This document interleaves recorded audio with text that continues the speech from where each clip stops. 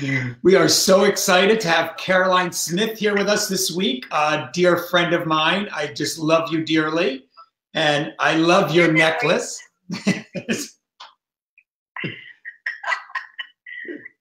How are you? I'm great. I've been looking forward to this. I was thinking back, we started working together over 10 years ago in London, and we worked with a lot of clients, a lot of training, so it's a real treat for me tonight to be part of your show.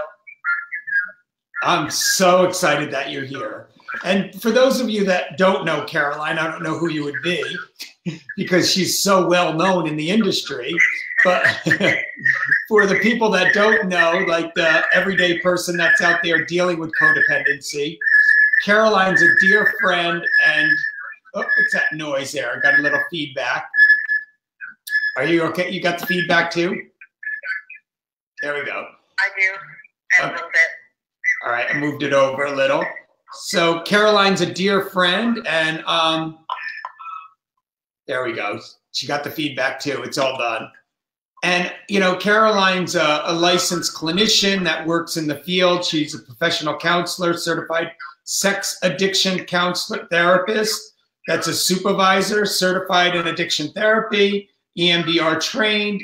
But the most important thing that I think for tonight's episode is what Caroline does is she works with Pine Grove, and she does workshops. Her position with Pine Grove is Director of Addiction Services for intensive workshops. And my favorite workshop that Caroline does is working with families and codependency.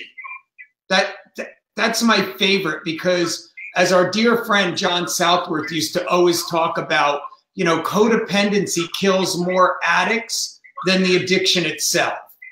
And one of the things that, really breaks my heart when we work with families, I know, Caroline, you're so amazing with them. You work with so many of them. And Caroline will come right into their home and work with them. Or, they could come to her workshop, but she works with a lot of families. But one of the things that breaks my heart the most is watching a family that is so much in love, a husband and wife that are in so much in love, and they have a child that has the disease of addiction. And then what ends up happening is they disagree on how to handle the situation. And when they disagree, they end up fighting and end up divorced because one is codependent and the other one can't stand watching that happen with their husband, wife, whatever the case may be. But they end up divorced over the addict, the addiction. So isn't that heartbreaking, Caroline? It is, it is very heartbreaking. In fact, it has a lot of physical consequences as well. People have called co-addiction an actual relationship addiction. And some people have even thought that it needed to be in the Diagnostic and Statistic Manual for Mental Disorders, with its dependent personality disorder in some ways. But it's a learned way to be in a relationship, and it can be unlearned.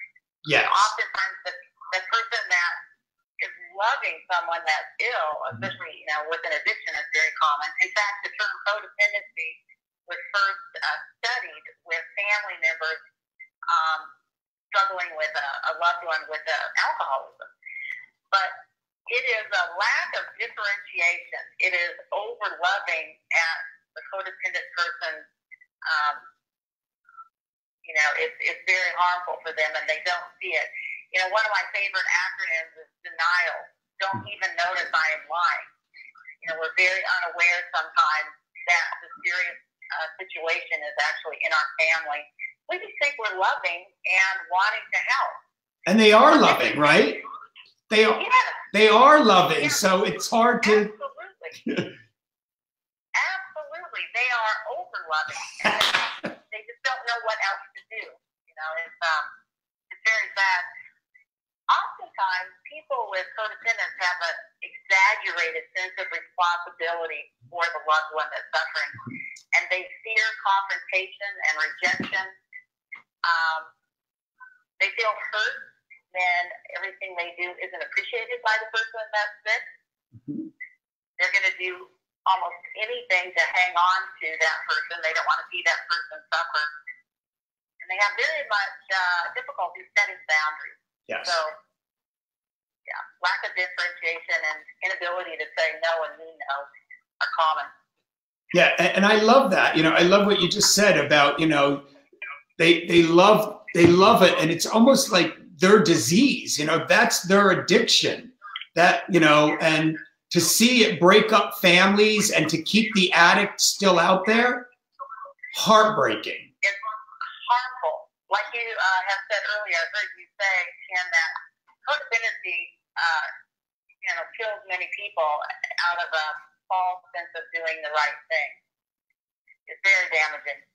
But the codependent loved one absolutely is going to have support to change, because this is a learned behavior, and they think they're doing the right thing.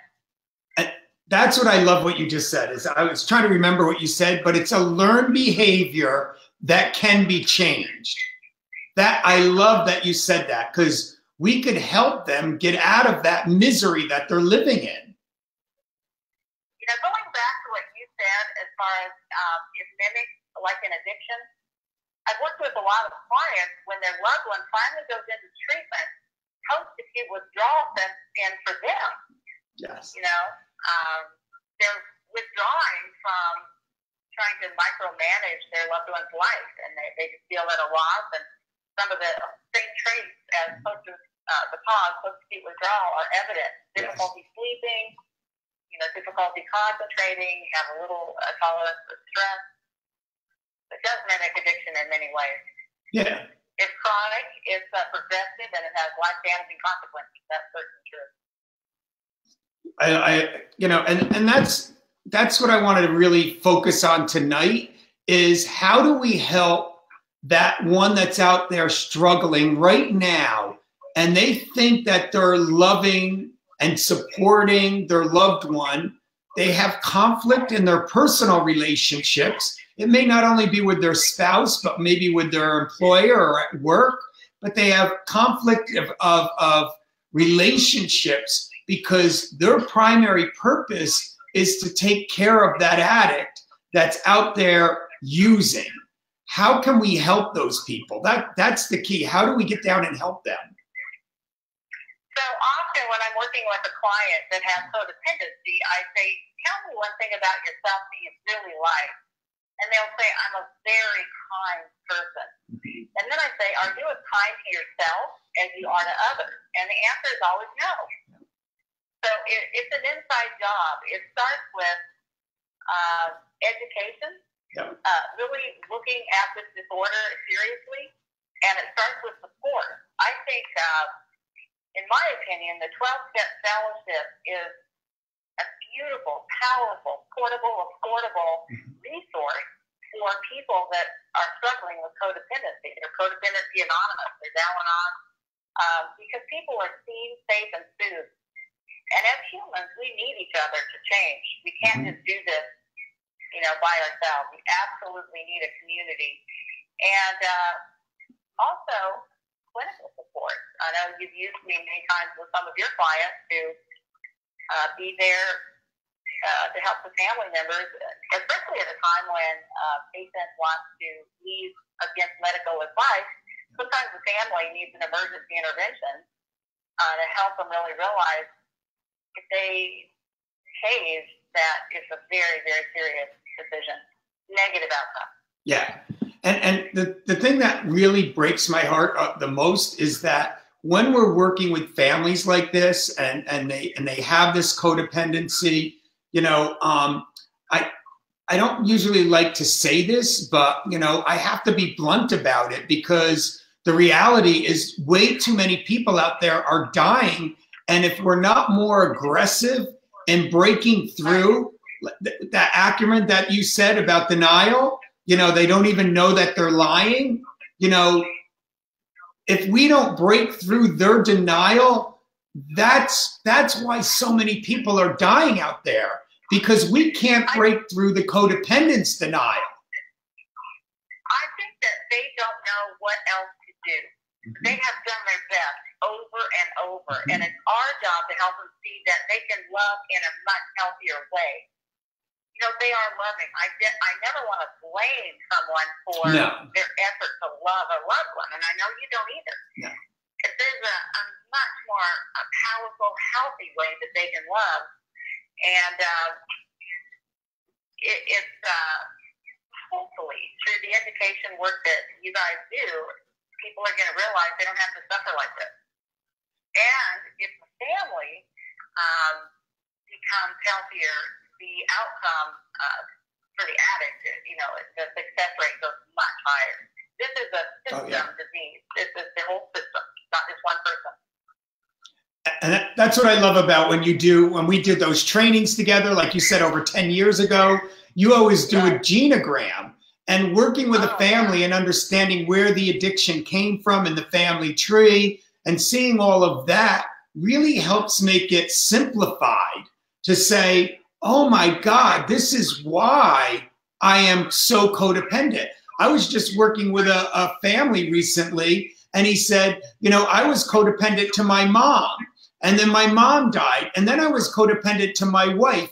And maybe if I wasn't codependent with my wife, she may not have died so young. And now I'm codependent on my daughter. And he goes, but I've been doing this since I was 15 years old. And it was like, learn.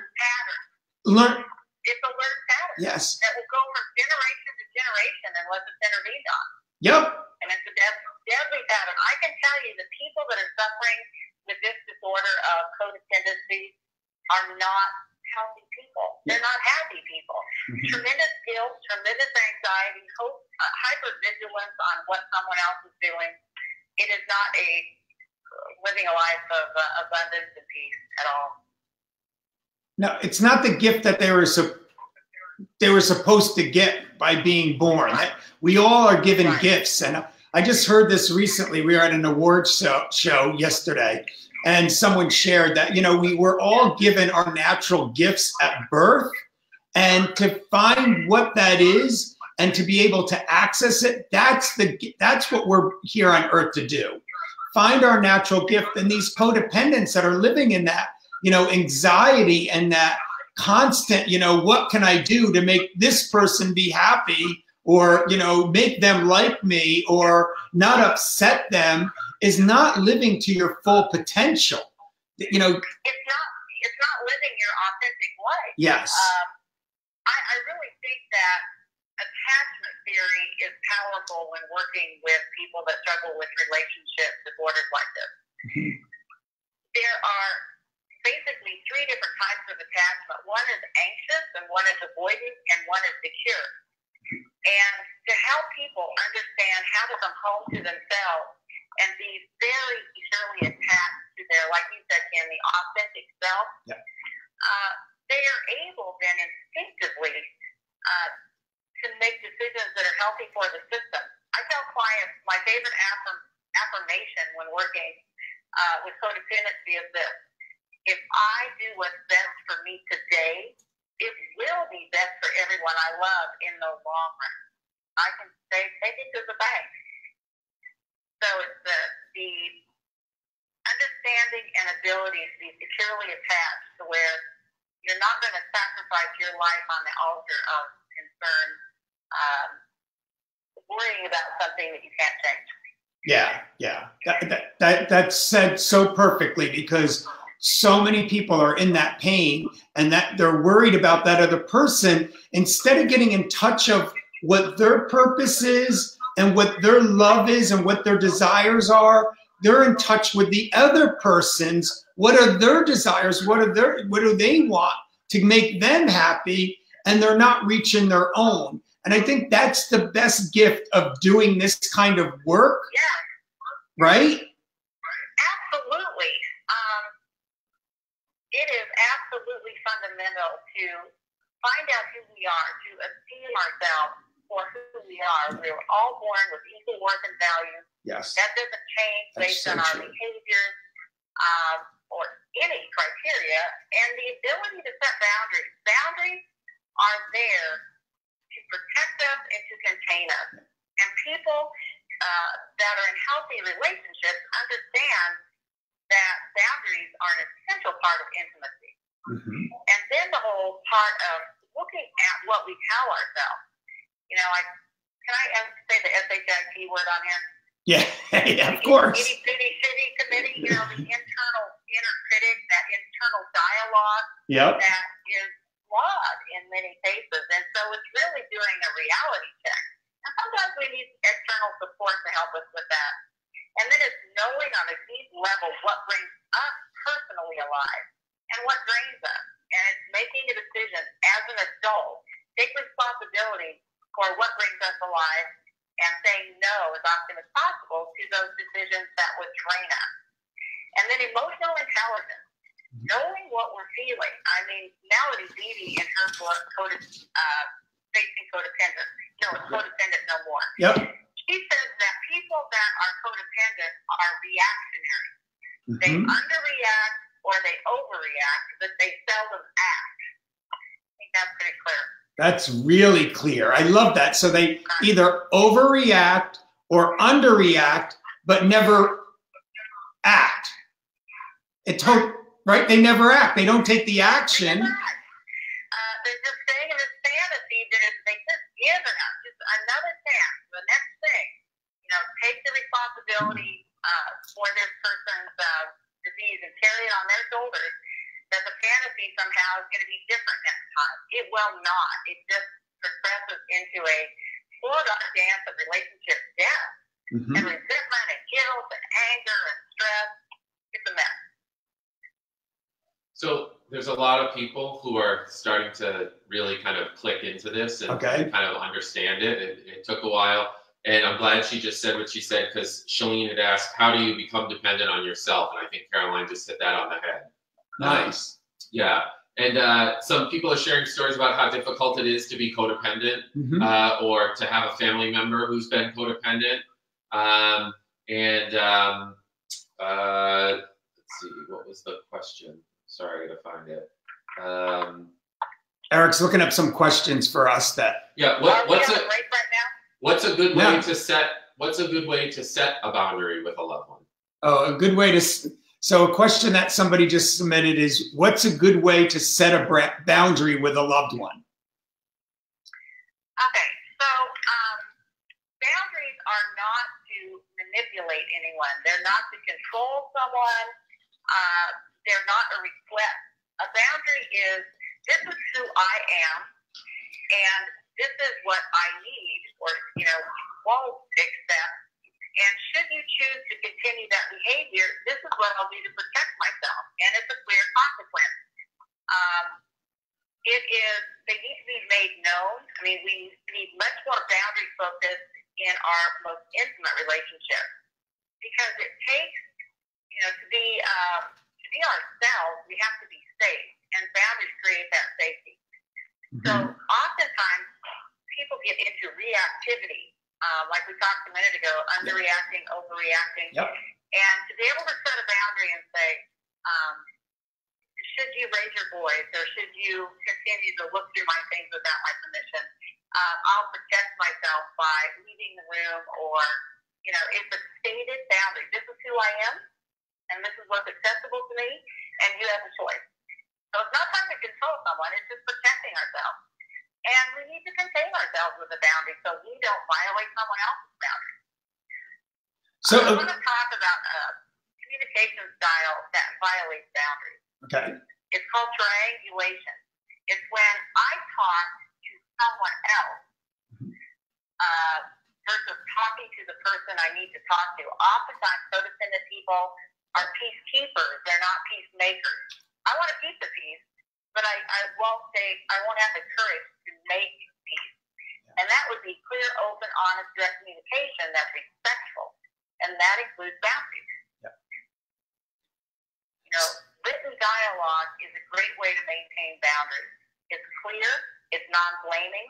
If this happened, this is how it impacted me, these are my feelings, and going forward, this is what I request, or this is what I need to protect our relationship by using a boundary, and the boundary is. So it's not complicated, but for someone with fear of rejection, yes, it is terrifying.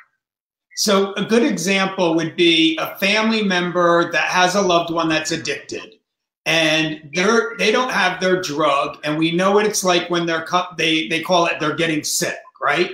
So they're getting sick and they need their drug. So they become verbally, physically abusive, you know, they start acting out, and the codependent normally tries to protect themselves by either getting them the drug to calm them down, or hiding from them, you know, going in their room and staying away from the dysfunctional behavior, but not speaking up about it, just kind of like hiding under the bed is kind of what it's like. You know, they disappear. They try to become invisible until they calm down. So that's the normal, you know, reaction, or like you said, instead of acting, they're reacting. Reactivity. And what they could. The best time to set a boundary is before you're in that crisis. Okay. To say to the loved one, you know, that is going to get sick because they don't have the drug eventually. You know, if that will occur in the future, you know, if you start, you know, acting in frightening ways because you are drug seeking, this is what I need to let you know. This is what I will do to protect myself, to protect our relationship. So I have a game plan that's already spelled out.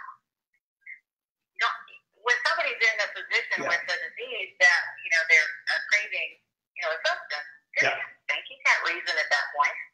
Yeah, so like we like to do it, we call it a family contract. So we create a family contract so everybody is in the right frame of mind when it's presented. So when they are agitated and act out, they are completely aware of what your boundaries are that you're talking about, and that you're not going to tolerate being treated that way anymore. And we won't keep them from the consequences. Sometimes consequences save people's lives. Yep. You know, if someone is becoming hostile, then a family member might need to say, you know, if you don't leave, I'm going to need to call law enforcement. Yep. But many times family members are, well, I would be scared. I don't want him to have an arrest record. You know, you don't want him to die. Yeah. Well, many times people find sobriety while in prison. I mean, I wouldn't want that for anyone, but our job is to help people stay alive. Yeah, I like that one because, you know, if we say we're going to call the police, like you said, they're terrified. I had a client that I worked with recently, and, you know, I said, okay, if they get agitated, you just call 911 and you say you don't feel safe in your home. And so when it actually happened, they were like, here, they're handing me the phone, call them. And I was like, what do you mean me call them? You call them.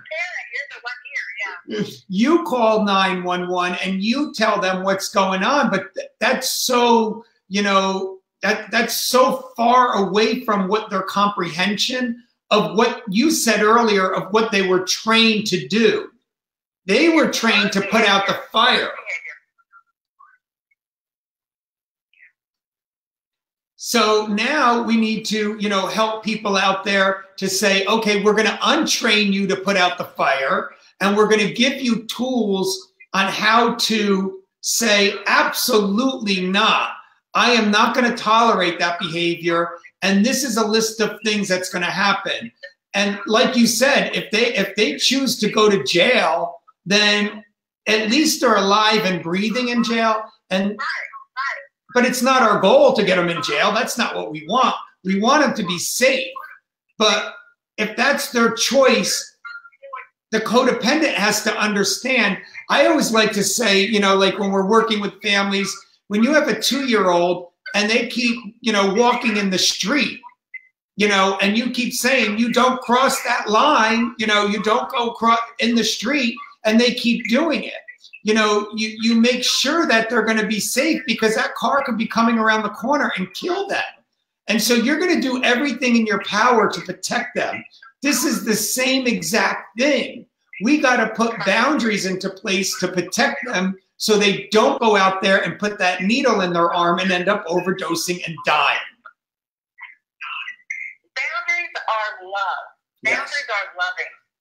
So that's a good comment. Boundaries invite chaos and disrespect. But a lot of times people with codependency see boundaries as unloving. That's the opposite of the truth. Intrusive. They see him as intrusive, unloving. But I love that quote. Boundaries are love, because just like you're trying to save that little 2-year-old from going in the street, you're doing it because you love them and you don't want them to get hurt. Exactly. I have 5 strategies that I've written for people that suffer with codependency, and sometimes I call codependency pathological altruism, unhealthy giving. But the first one is stop looking for other people's approval. It's what we think of ourselves that matters. What other people think of us, that's coming through their lens, their life. And stop feeling responsible for the happiness or unhappiness of anyone else, and stop holding anyone else responsible for our happiness or unhappiness. Before you go into 100% responsible. Before you go to the next one, Caroline, that one really makes sense. How do you not care about what other people think when you have been trained your whole life to care about what other people think? What's a good step that they could take to start that process? So I believe in cortical remapping. I believe that changing what we tell our subconscious mind to our conscious thoughts is powerful medicine. So the affirmation that I give a lot of clients struggling with is I accept myself unconditionally, and I let go of what other people think of me. I'm enough. I've always been enough. I'll always be enough. I mean, just those auto affirmations, because they've heard a lot of external criticism growing up, or hello, in our society, it's all over the place. If you turn on the TV, if you're not, a certain weight or size or color. Yeah. But it's to say to yourself in the mirror, as you look in your eyes, I accept myself unconditionally. And I let go of the need to people please. I let go of the need to worry about what other people think of me, because what I think of myself is really what matters. And that really is the truth. Our internal conversations have more power to determine our life than any external conversation. And I think that's really important. What you're saying is because as a codependent, you're trained to react. And so to take that action is to not react and to start playing those internal conversations that this is what you want. This is what you want, and you are enough, and you love yourself enough that you're going to stand up for what you want instead of making them happy or afraid of their reaction if it's not what they want. Absolutely. That's a powerful first step. I approve of myself. It is not my responsibility to keep other people safe. Well, mine are children and dependent elders, but other adults are 100% responsible for themselves. I choose to live my life with abundance and, trust in a higher power or universe or God to take care of those I love. I am not God. It is not my job. Yeah. Okay, so I don't think God is so dependent either necessarily. I mean, that's a whole other question. Yes. Okay, so we got number 2, and 3 is stop looking to make ourselves responsible for other people's happiness. Right. And what's number? Stop mentally tormenting yourself by ruminations of the past or thinking about the what if. The if only, then the what if. Today, right now in this moment, is our power. So being able to stay present. A wandering mind is a dangerous mind. If we go back mindlessly, that causes just depression. And if we look forward mindlessly, that causes anxiety. Yesterday's a canceled check, tomorrow's a promissory note, today's all the cash we have, so we need to spend it well. The difference between fear and anxiety is this. Fear is a real present danger. Anxiety is a perceived future event. And we will have all kinds of anxieties if we live in the future. We do not live there. It is not in our best interest to let our minds wander to the future and come up with all these horrible scenarios. Mark Twain said he's had a horrible life with many tragedies, and one or two of them actually happened. Okay, so now to be mindful. Yeah, I like that. You know, be mindful, be aware. You know, stay in the moment. You know, when things are going on, stay in the moment, because you know we get. You know, I think a lot of people when they're you know codependent, they're coming from a place of trauma, and from that place of trauma, they're reacting.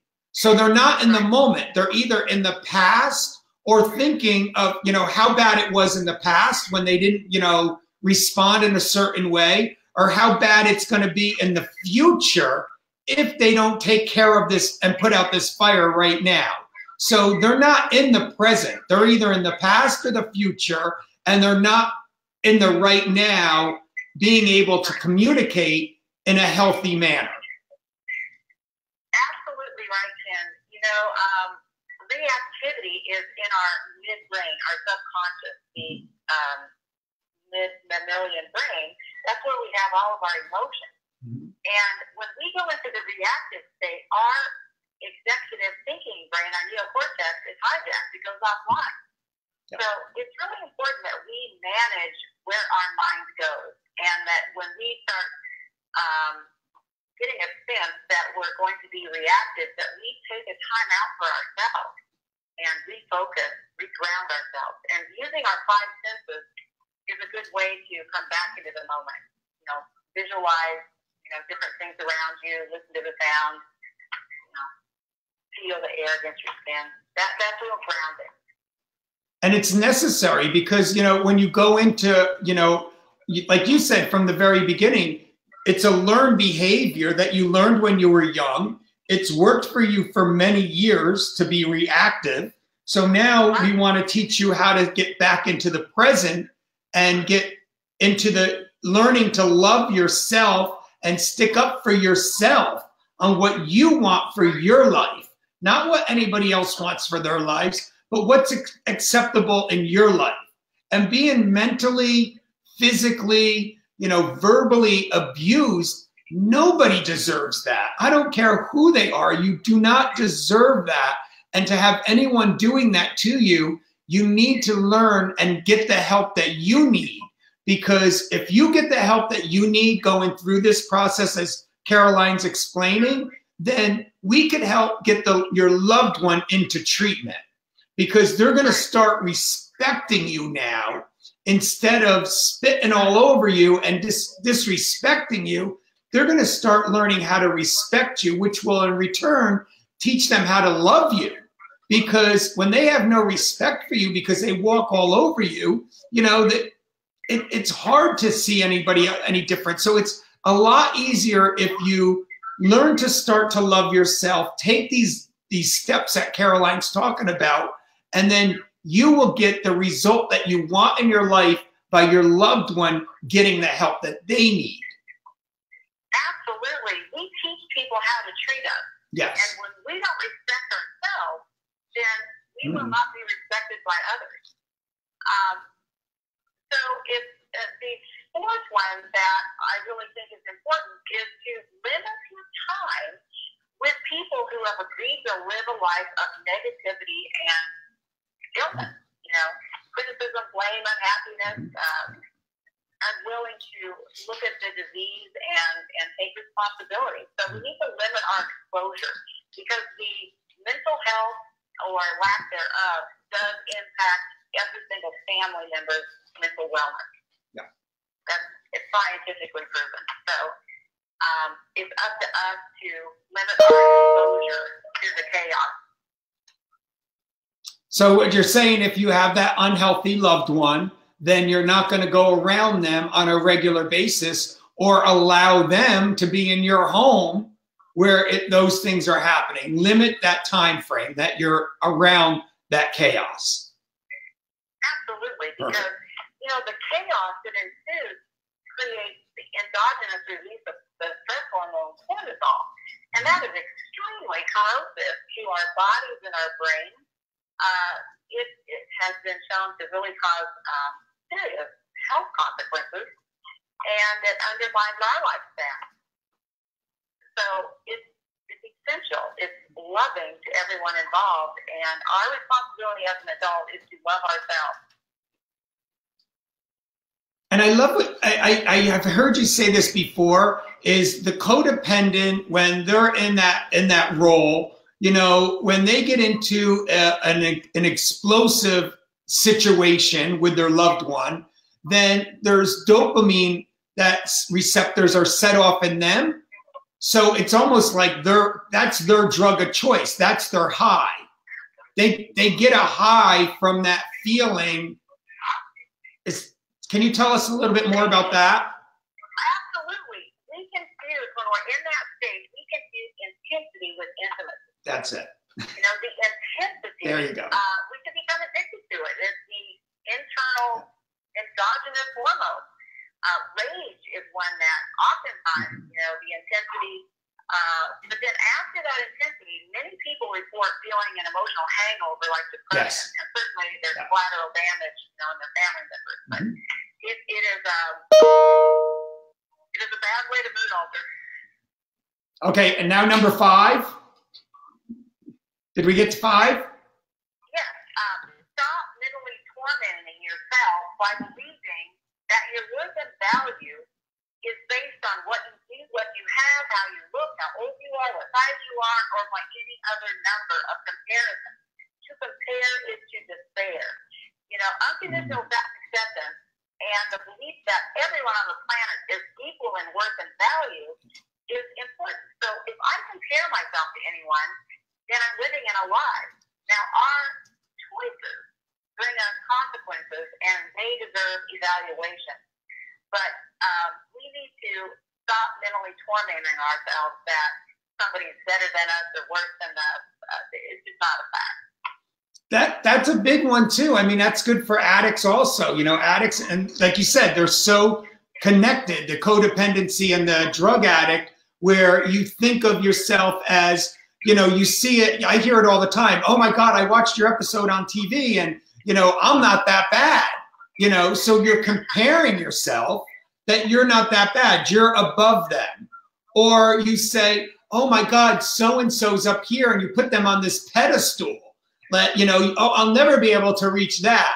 But when we're all an equal in value, which I completely believe we are all equal. I don't care. We were just in LA and there was tents set up, with all the homeless. Those people are just equally in value as the president of anybody in this world. They just have the equal value. It's just that they don't believe in it. And if we can help them learn to believe in it, that's the gift that we could help people with. That's our goal in doing this one, is we want to help people believe that they are just as valuable as the person up here, and they're no more valuable than the one that they look down here and say, oh, I'm not as bad as them. Because it will get that bad. You may not think it's going to get that bad, but it's going to get that bad if you don't get back up to here and get equal with everyone else. So I love that one. Absolutely. And I do, as you know, you and I both work with, people from all different socioeconomic backgrounds. And often I work with, someone that has a great deal of wealth, and yet they're homeless inside. Yes. And they can't understand why in my career, why in my profession, am I at the top of the top, and yet in my interpersonal relationships, it's always the same story, just disaster after disaster. So, if we look externally for solutions, if we have external success trying to offset internal distress, we're always going to be surprised that it doesn't work. It does start inside. Building a home that brings you a life that's a sanctuary for your deepest dreams and desires, and moving that direction with every choice, and letting other people have responsibility and consequences. So that's really a clean way to live. Amazing, amazing. So there you hear it from Caroline live right here. If if you're just tuning in now, please go back and listen to it and forward this and let people know about codependence and how you could help yourself get out of codependency. Is there any other questions, Eric? Someone had a question about how do you work together with when the parents have been divorced and one parent may be a little bit more codependent than the other. So did you hear that question, Caroline? No. So how do you work with, who asked that question? Karen did. Hey, Karen, thanks for checking in. And so let's say one parent is codependent more than the other parent. So how do you work together on breaking that codependency? And they're divorced. And they're divorced. Step-parents. Oh, and they're divorced. Yes. Wow. The weak link is going to be the parent that is enmeshing that child. So hopefully the two adults that are the parents of this adult child care enough about that child to do some work between them on what's best for their child, an adult child. And I know that you do beautiful work in that area. I think that has to be shored up before much progress is going to be made. If they really do care about this person and their life, then hopefully the parents will love them enough to get on the same page and set some boundaries. My experience is often there's one parent that has taken an adult child as a surrogate spouse. They've enmeshed them, and it's just a very harmful, difficult situation.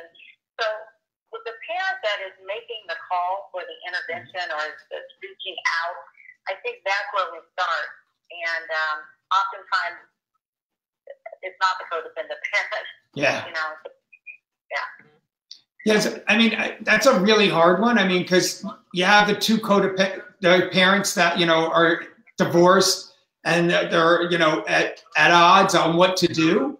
So it breaks my heart because what really needs to happen is the codependent parent needs to go to your workshop. That's the best solution because they need to understand, and this is what I always hate saying, but I have to say it because if they don't get the help that they need, when their loved one dies, I don't blame it on the addiction because the addict is they do what addicts do. They manipulate. They tell you what you want to hear. They do whatever they need to do to get the codependent to do what they expect them to do. And so they're colluding with the disease. You're absolutely right. They're part of the problem, but they just don't get it because they think they're doing the loving thing. You talk about a parent they're divorced, one is maybe over-involved, and my experience is that the other parent might be under-involved. Yes. Maybe a bit avoidant, and the other one is, hyper-vigilant on what this person's doing. Coming to the middle with boundaries and a shared goal of keeping their child alive and having a life that child was born to have, I would think would be motivation to come together.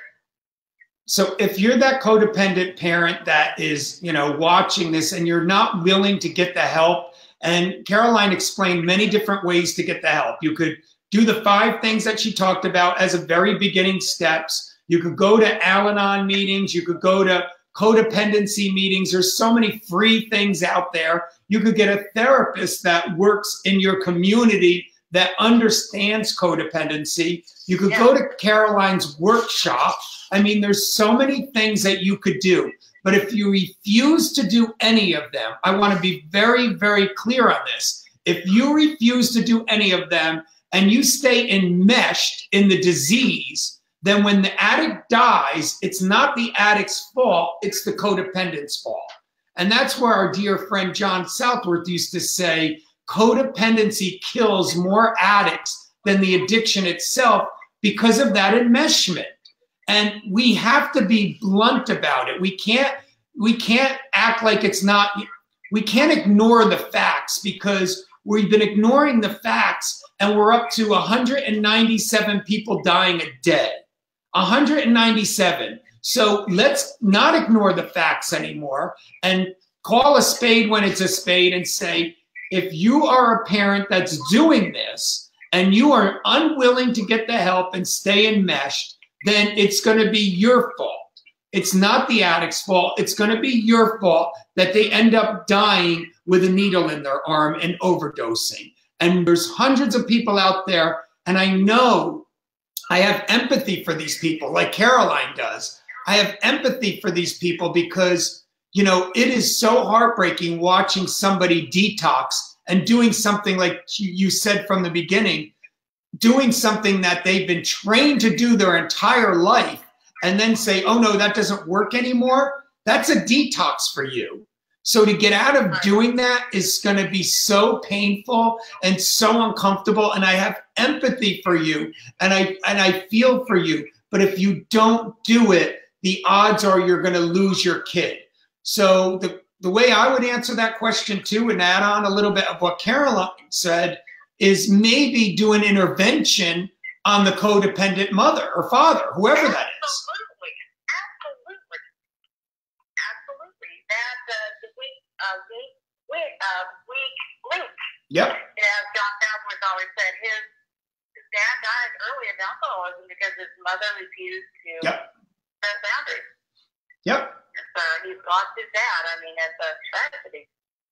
And it doesn't have to be like that.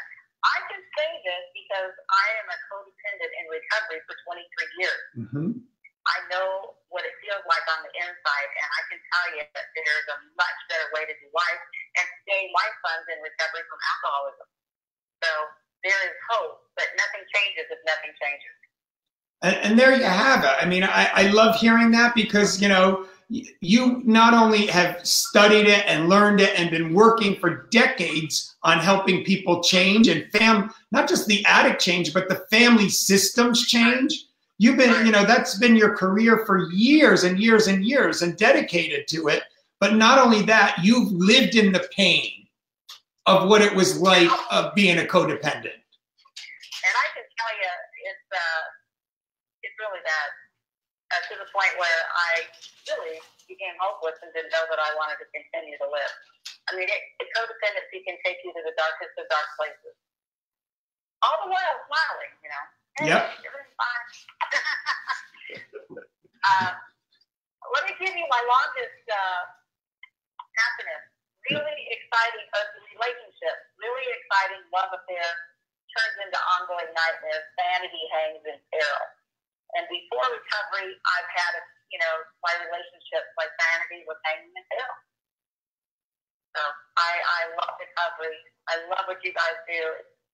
It's powerful and it's so important. You guys are the best. I just love working with you and everyone gets here. And I love working with you. Oh my God, you're so professional and so point on how to handle this. And so if you're watching this, we're not asking you to do anything that we didn't do. This is the work that we had to do, and we understand it because we've been where you're at. We've been there. We understand the pain and the misery and the chaos that Caroline's talking about. We understand all of that, but you don't have to live that way anymore. We figured out a way with professional help on how to get out of that, and that help is there for you. So if that's you, Caroline, you want to tell them how they could get a hold of you? Google PineGroveTreatment.com, and that's our website. I work for Pine Grove Behavioral Health. It's a huge nonprofit organization. Do you want me to give my cell phone too, if they want to text me? Pine Grove Treatment's fine. Yeah, it's up to you. Whatever you want, honey. I don't care. Oh wait, but you don't answer. You're like me.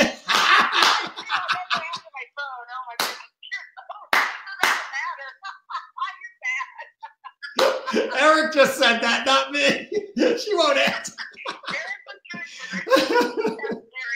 That was good. But we put a link up for Pine Grove, and and we will go to her workshops. I'm telling you, go to her workshops. I mean, they are amazing, and you get so much out of them, and you could start a life that you deserve to live. And no matter how old you are, you know, you deserve to live this way and get the help that you need and get out of your misery. So we got a couple minutes. We got a couple minutes left. So is there anything that you miss, Caroline? And then we could, I just want to thank everyone for tuning in. We got a lot of viewers. I mean, I think last week or the week before we had like over 10,000 viewers. So, you know, please forward this to people. If you know somebody that's struggling with codependency, you know, they have the best and the best right here, Caroline Smith. You know, forward this to somebody, show them that there is hope, you know, share it with friends that you know that might need this kind of help. And next, I think, what do we want to talk about? We want to do an interview with somebody, and we want to, you know, if you are in the mix of chaos that Caroline's talking about, you know, go on, we'll send up a link here, but click on the link and go on a link and put in an application, and we'll see about talking to you on one of these Facebook Lives, because there's nothing better. Like when we do the TV show, when you're doing the TV show and you're seeing the work being done live, there's nothing more powerful for that, for the person that's struggling and the people that are watching. So we'd love to give you that opportunity. So if that's you or a loved one that needs his help, please apply, and we'll pick somebody and get them on Facebook Live. So there goes the clock. Sorry about that. It'll click for a few seconds here. And we started a few minutes late, so I want Caroline to have as much time as she needs. So anything that we missed, love, or anything that you wanted to talk about? It's worth it. It's worth to get the support to make the changes. It is the difference between life that has meaning and pleasure and abundance versus life that's full of worry, anxiety, and self-doubt. So everyone owes it to themselves to live, like you said, and the life, to find who we are deeply inside, to fall in love with who we are, accept ourselves unconditionally, protect ourselves without guilt. That's intimacy. That's intimacy. Not learning how to love yourself and putting yourself first, then you could have real intimacy with other people, with your loved ones. So the poet Rumi said, "Go find yourself first, and then come and find me." Yeah, we need to find ourselves first. We need to put the oxygen mask, you know, on our the ones that can't breathe, basically, you know, on ourselves first. Or yes, you know, we can't help others. Yeah, that was a blonde one. I'm blonder than I pay to be. That was just one of those. Yeah, I use that one all the time when you're in a plane and then they say, "I've never flown before." Well, when you're in a plane, they have an oxygen mask that comes down. You put it on yourself first, and then you help the other person, which means you love yourself first, because if you don't love yourself and if you don't have the oxygen mask that saves you, you will die, so you won't be able to help your loved one. So learn how to love yourself first, and once you learn how to do that, you could help your loved one. So that's really the key in all of this. We really want you to have a better life. We really want you to have the life you deserve. And so doing the work, you know, we've done the work, you know, process addictions, codependency. I mean, I'm codependent. I went into Al-Anon with 5 years sober. So I went through the same process that she's talking about. So if you struggle with that, let us help you get the work that you need to do in order to help save your loved one. That's your ultimate goal anyway. We know that's your ultimate goal. You got something, Eric? I think you have to be up at this. Oh, okay. Yeah, well, we started a few minutes late, so. Okay. Well, thank you, everyone, for tuning in. Caroline, thank you, thank you, thank you. I love you. Love you, love you, love you. Love you, love you, love you. Mwah, mwah, mwah. Thank you. I can't wait to see you sometime soon. I know. I don't know when that's going to be, but it's going to be fun when we do. Well, we'll make it happen. All right. All right. Thank you, everyone. Have a good night.